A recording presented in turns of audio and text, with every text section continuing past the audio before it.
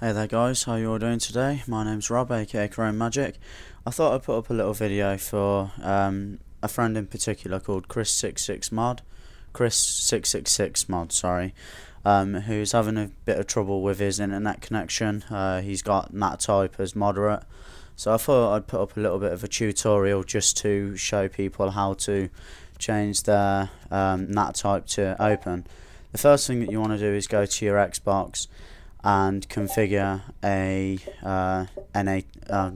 IP address. Sorry. So to do this, you go to your network settings and go to configure network.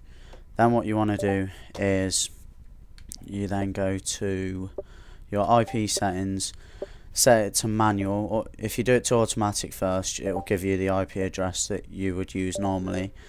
If you set it to manual, as you can see there, my IP address is 192.168.0.59. When you do it, it's best to have something in the 50s so that if there's a number of computers on your connection, it won't start to muck around with the 360 settings and the settings on the laptop.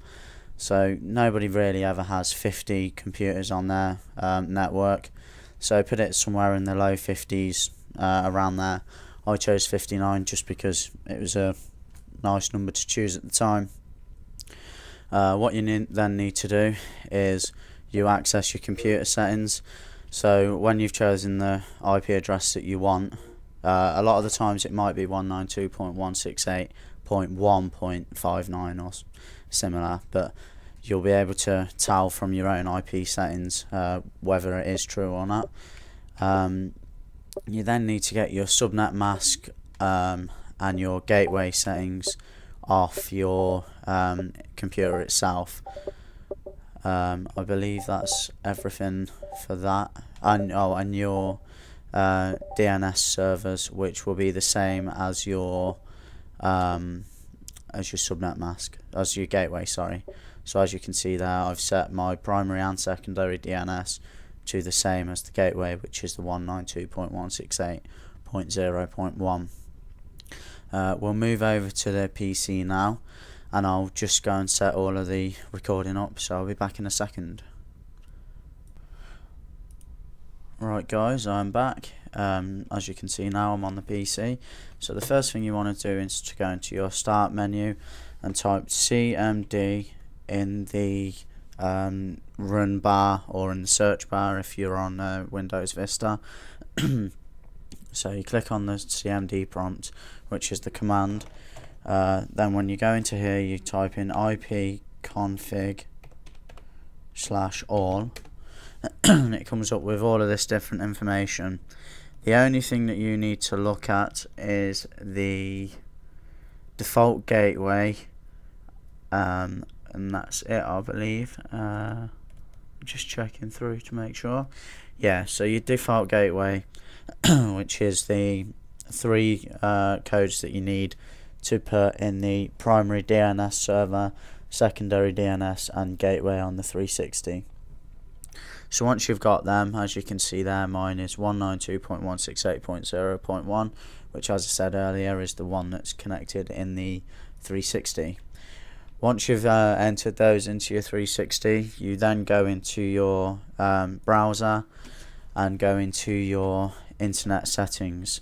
So for a D-Link router, the gateway to get into the settings for the wireless router is 192.168.1.0, sorry, 0.1. Then it'll come up with your welcome screen. You have to put your username and password. For the purpose of this, I've reset my username and password to the default, so that nobody can see what my password to get into my internet settings is. When you've done that, you then so for the D-Link, the automatic username and password is just username admin, and the password is nothing. So then you log in. Once you've done that, you then go to advanced, and there's two ways to open the router ports. There's port forwarding and using a DMZ. For me, the port forwarding doesn't actually work, even though I've got them all set up. So if you want to go into that, you go into port forwarding and then you go down to and put in the ports, public ports and private ports. The public and private are both the same. So the ports that you need to put in for your Xbox are 88, 3074, 80 and 53. To name them Xbox Live 360 and then give them the number.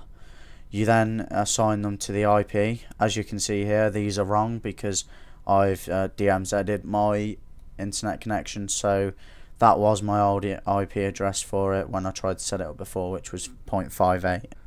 The best thing that I always do is reset both my modem and my router just to make sure that they both work properly.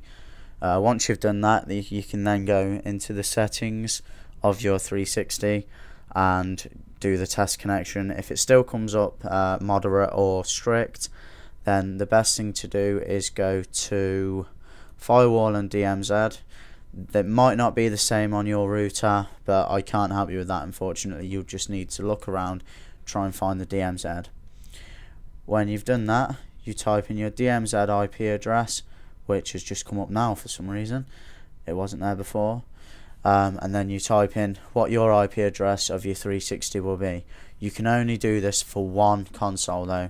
If you have two consoles in your house or whatever, you won't be able to do it, or you won't be able to get open on both.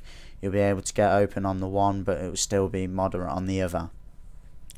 So the first thing you do is enable DMZ host, and then when you go into the DMZ IP address, you copy across the IP of your 360, which is in your 360 settings, and put it in there.